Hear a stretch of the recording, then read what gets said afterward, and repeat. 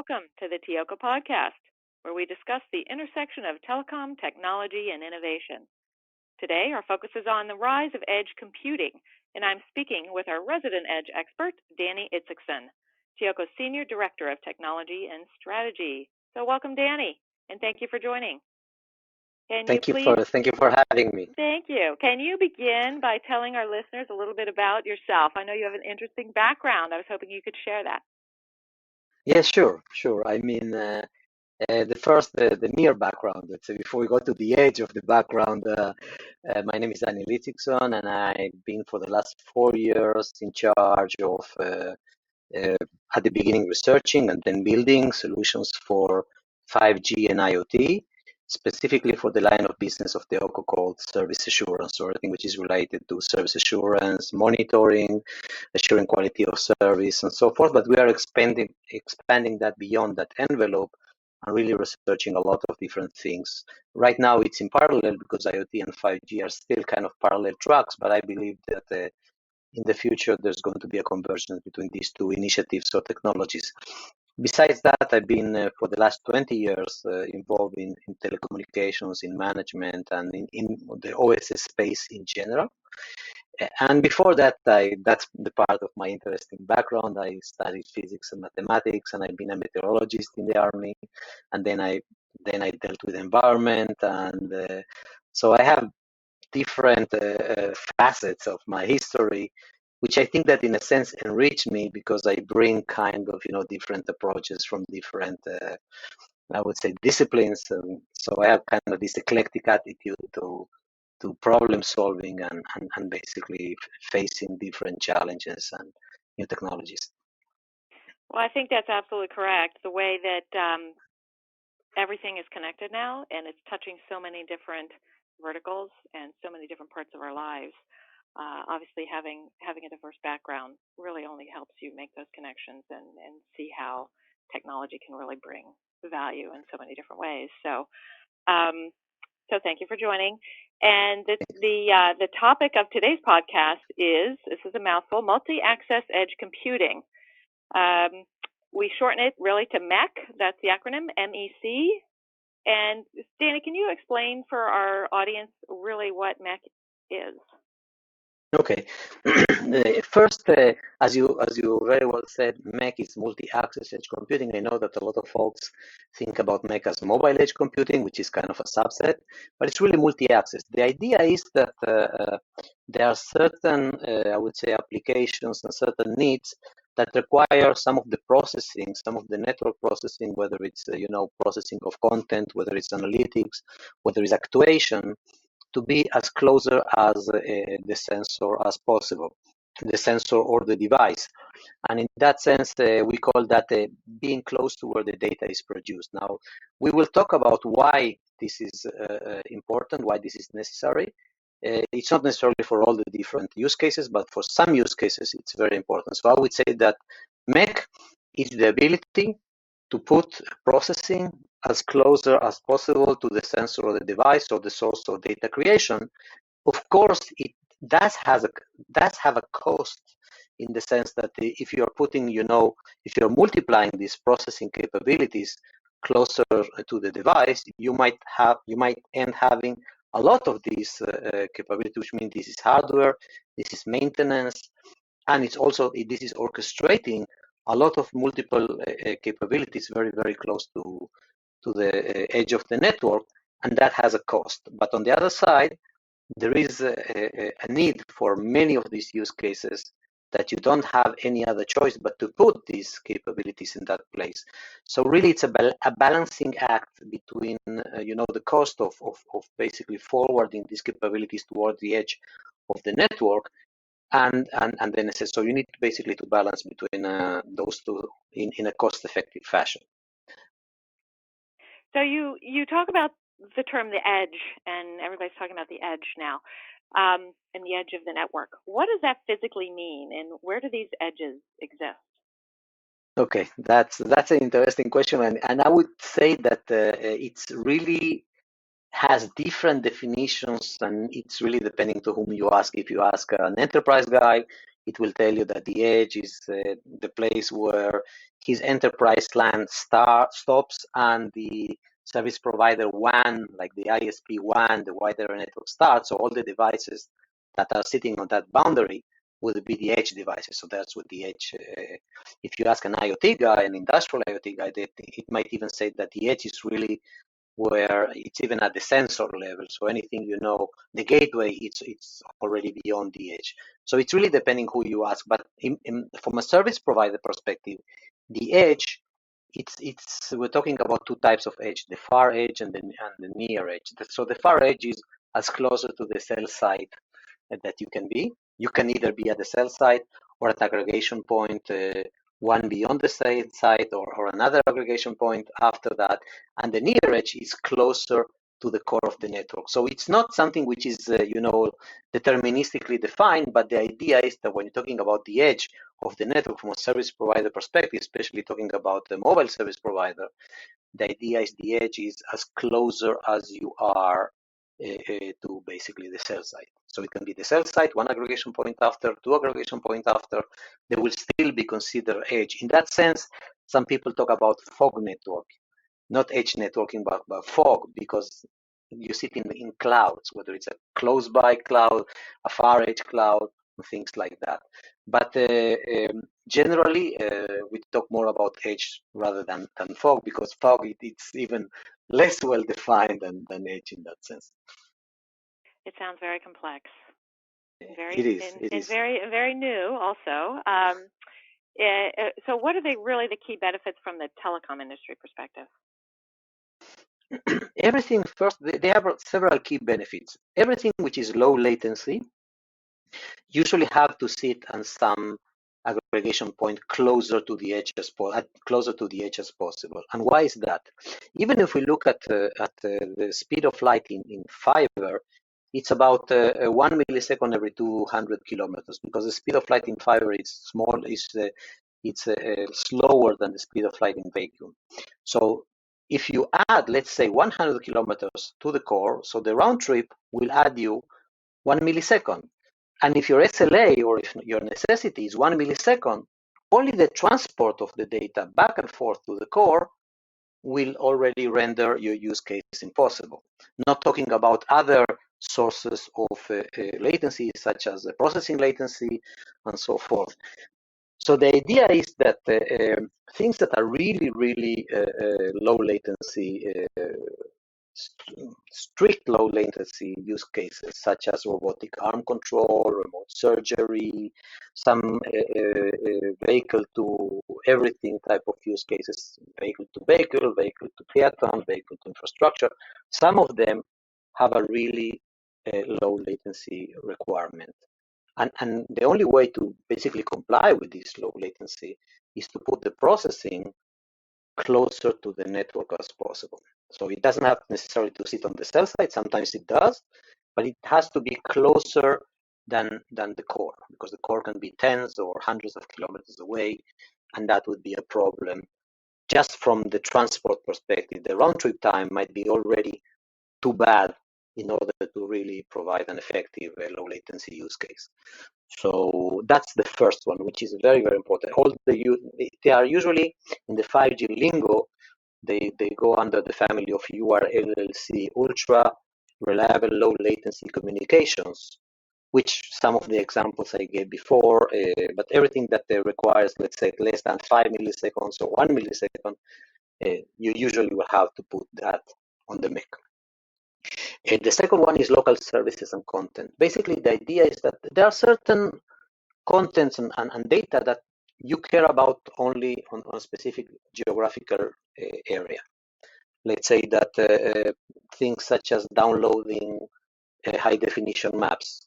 If you're a connected car, and you don't need to download the whole country in high definition, because that will be a lot of data going back and forth, and you might actually help choke or create very high congestions in the backhaul. So the idea is that you basically download these high definition maps piecemeal. As you're getting closer to an area, you're downloading the high definition map of this area. So that's a local service because it's only relevant to that local area. I mean, everything which is related to geographical locations and businesses and all the links between those things. That's one type of example of local services. The other one would be local content. For instance, you are in a sports venue, let's say a soccer game or a football game, and you want to get information which is specifically about that statistics, or you want to implement a virtual reality or augmented reality to understand what's going on at that specific venue. It can be also a museum or any type of a local venue. So the data that you are downloading in this area, it's relevant only to that specific venue and sometimes even to a specific time of day, because whenever that soccer match happens, right, or whenever that football match happens. Also, content can be music or videos or any type of content that you want to store closer to the consumer of that content. And sometimes that content might be different in some areas, depending on, for instance, on demographics, on age, on things that will render different local contents. So you have all this concept of caching at the edge, basically caching information which is relevant to that specific local place. So everything which is local services and content will usually reside at the edge because you have a lot of information, but it's only relevant to that specific area. Some people in other area will not necessarily care about what's going on in the other local area. So that's another thing that will probably need the edge. Private networks is another example. There is a lot of buzz around private networks in LTE, and they will also happen in 5G. The idea of a private networks is that, let's say, a campus, an industrial campus, or a specific factory which is big enough might, decide to have their own private networks, build their own private networks on either licensed or unlicensed frequencies, and they might care about the privacy of the data. So they might want to process a lot of things within the confinement of the factory or the industrial campus or the port, and then only provide the other type of information to the external world. So these private networks will usually also use mobile edge computing or multi-access edge computing data centers closer to the area of that where this private network happens. There is another very important use case which is related to reduction in backhaul congestion. The idea is that one example, for instance, is video processing, right? You have you're looking for bad guys, or you're looking for a poor man that has been lost, with impaired cognitive capabilities. In United States, they call that silver alert. But for some reason, you're looking for some person, and you can take all the videos from the traffic cameras, from the toll booths, and from all the other places, and transport them into the core, basically, petabytes of information, and then process it there, find where the guy has been or whether the car, passed that specific toll booth, and then send this information to the family, to the FBI, to the police, depending what is the situation.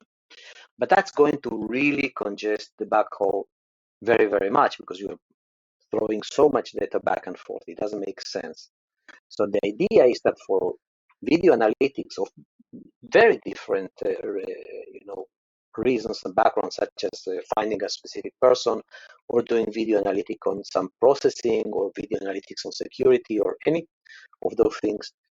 When you do the processing and the analytics in the MEC, closer to where the data creation is, then the only thing that you need to send back is the result. Because at the end of the day, if the FBI is looking for a bad guy, or a family is looking for an elderly person that is lost because of diminished cognitive functions, then the only thing that they care about is where the guy is, what's the license plate has crossed this toll booth at that particular point at that particular hour. They don't care about all the gigabytes or petabytes of information of high definition video that can come from hundreds of toll booths or hundreds of traffic cameras. They just care about one single event, and that single event you can really distill it at the edge and then send that information to the consumer of that information. That makes much more sense. Right. So there are, as we see, there are a lot of good reasons to put MEC, but we need to understand there is a cost also aspect to MEC, because you are basically you're multiplying your processing instances in different distributed data centers across the network, and that has also a dimension of complexity and cost. So as I said before, it's basically a balancing act between those two, the need and the cost. Wow, that is, you've named a lot of reasons for MEC here, and it makes you wonder how we survived without it. So just to reiterate here, you named 4 areas, if my notes are correct. 1 being low latency, or the speed. Number 2 being local services and content. 3 is around private networks, and 4 really was helping with backhaul congestion and helping the network manage all of the bits and bytes that are going to be going across it. So it sounds like there's a lot of different needs, a lot of different uses. So how will these MECs vary in terms of the size and processing power? Will some be small and others need to be huge? What's that going to look like? Well, it's all the topic of MEC. It's a working process in the sense that there are today edges in the network where you have some processing, but the concept of MEC, a data center, whether it's a micro or mini or a regular data center, where sitting someplace from the near to the far edge, basically at different aggregation points where it can sit, depending on, for instance, on latency constraints or things like that. And so it might be a very small one. Let's say you can have edge computing capabilities even installed at the cell site, but the closer you get to the core, basically the several aggregation points beyond the cell site, usually the data center will have many different functions, and will be usually larger because it will employ or execute different use cases, and that kind of makes sense because you don't want to have many multiple mini data centers doing multiple things. It's also a problem from a maintenance and deployment and orchestration perspective. So probably the first approach will be to have larger data centers where you basically aggregate the execution of different use cases. Some of them we mentioned here, and some of them we even don't know about them because they might come to life, in 1 year or a couple of years. It's a very dynamic industry. But what I believe that we're going to start with, from a service provider's perspective, are, I would say, medium-sized data centers, a couple of aggregation points beyond the cell site, and that's my opinion. People might think otherwise because that makes sense from a cost-effective Right. point of view. That makes sense. So in terms of your ownership, are these going to be always owned by the service provider, the telecom provider, or could it be an enterprise customer, or could it be a data center like an AWS? Is it going to vary, you think, or what do you Yeah, envision? what I've been seeing lately more and more, it's tier one service providers doing partnerships with the likes of AWS or Google or other cloud providers. I know that also Microsoft Azure and Microsoft in general are also a big player in this area. And basically the idea is that they will provide the infrastructure and application servers and everything, and the service provider will provide the communication to that specific data center. And that makes sense because at the end of the day, we're talking basically about cloud computing. Just that the fact is that the cloud is not going to be the core cloud, it's going to be a cloud at some aggregation point. And in that sense, then from an expertise perspective, it makes sense that that data center, will belong to an AWS data center, that they are experts in that, or Google or Microsoft or anybody else.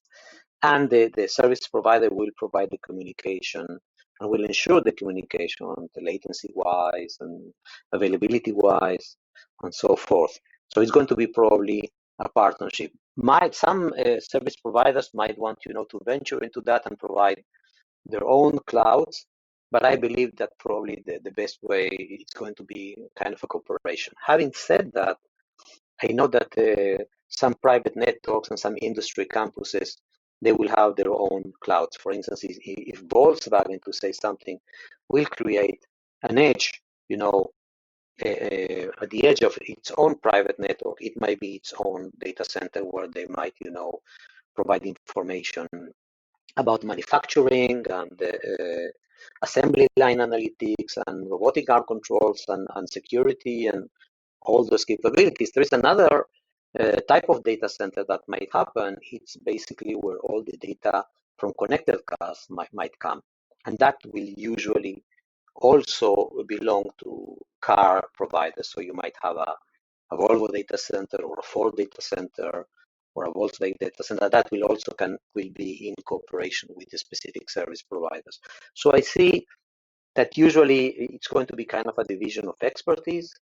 Usually you will have the cloud provider or the specific expert in the field, whether it's a car manufacturer or something like that, and the service provider will basically provide the communication to that specific point, which also requires a lot of orchestration, because what might happen is that at the beginning the communication will go to another data center, and that data center becomes unavailable or congested, and then automatically the network will have to basically reroute the communication to another data center. So there's a lot of orchestration. It's not, I'm not saying that this is going to limit, the role of the service provider into some type of dump pipe, because right now the ability, these data centers might be also be dynamic in the sense that they might have, need to scale up the resources, and there's also all the concept of slices, which is coming with 5G.